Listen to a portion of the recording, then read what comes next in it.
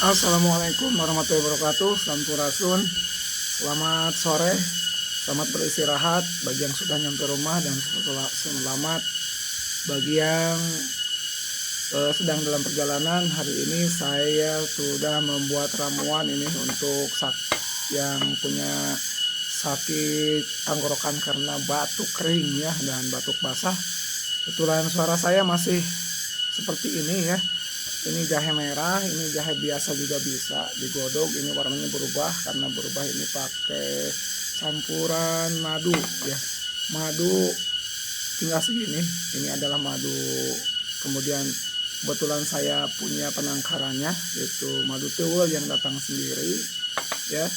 Tuh kalau dilihat tuh tongnya ada di kendi juga. Kendi disimpan kemudian dihinggapi tewel ya. Kemudian di sana itu ada di saung juga ada tuh, ada 1 2 3 4 ya, ada 4 begitu ya.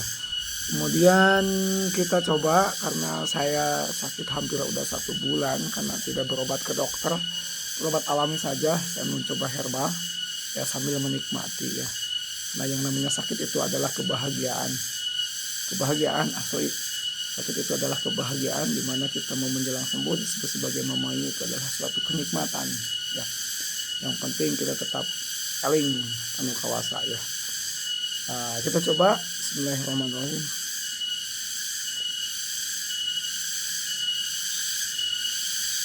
Rasanya luar biasa mantap ya. Tetap berani untuk berkata jujur dalam segala bidang. Jujur yang paling utama adalah jujur pada diri kita sendiri. Kemudian otomatis akan berdampak kepada jujur dalam segala hal. Dalam kehidupan sekarang itu terkadang kita takut untuk berkata jujur, tapi ya setidaknya kita bisa mengikirlah. Kita harus ingat kepada Yang Maha Kuasa, karena hukum vibrasi, hukum metafisika itu adalah ya segala hal yang kita lakukan pasti akan dimintai pertanggungjawaban. Jadi intinya kita harus jujur kepada diri kita sendiri terlebih dahulu. Kemudian yang ketiga, kemudian jujur, berani dan setia. Kemudian selanjutnya adalah orang-orang yang jujur itu dalam Pancawalya disebut sebagai orang yang benar ya. Berat. Jujur itu berat asli ya, berat sekali. Cager, bager, pintar, benar, terus ingat, itu adalah suatu wujud ciri manusia yang waluya. Waluya itu adalah manusia yang mulia, manusia yang sudah menemukan siapa dirinya sendiri, manusia yang sudah menemukan jati dirinya sendiri, manusia yang sudah kenal dengan dirinya sendiri dan yang menciptakan dirinya sendiri. Kemudian harus bersih dalam pikiran, perkataan dan perbuatan. Itu adalah ciri orang Sunda ya. Bersih dalam pikiran, perkataan dan perbuatan. Pikiran harus bersih, perkataan harus jujur, dan otomatis pada sikap dan perilaku rengkak, parih pola, tindak tanduk,